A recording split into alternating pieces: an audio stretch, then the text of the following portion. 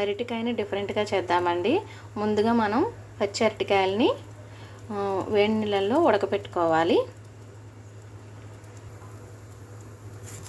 ఉడకపెడితే ఎలా అవుతాయి చూడండి, ఇలా ఉడకపెట్టుకోవాలి. అరటికాయ ముక్కలు ఉడికాక వీటిని ఒక్కొక్కటి తీసుకుందాము. తీసుకొని ఇలా పక్కన పెట్టేసుకుందాం ఒక ప్లేట్లో. చల్లారాక ఇలా తీసేసుకుందామండి పీల్స్. చల్లారితే వచ్చేస్తుంది, లేదంటే ఇలా తీసుకున్నా సరే.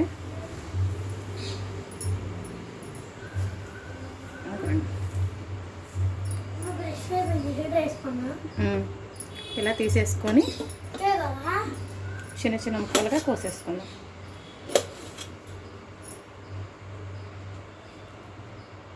కొంచెం సాఫ్ట్గా ఉందండి.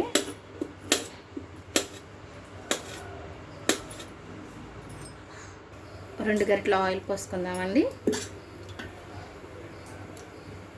ఇంకా ఎక్కువ పోసుకున్నా పర్లేదు, అరటికాయ కూరకి కొంచెం ఎక్కువే పడుతుంది కదా.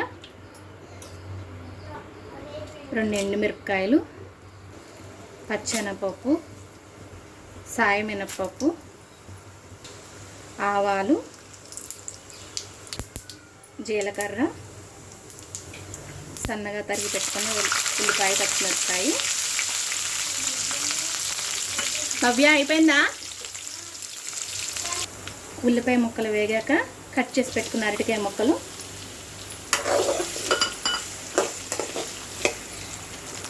కొద్దిగా పసుపు,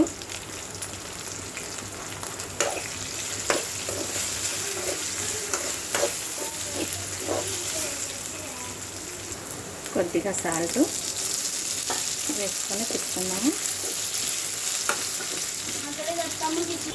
కొబ్బరి కారం, కొద్దిగా మసాలా కారం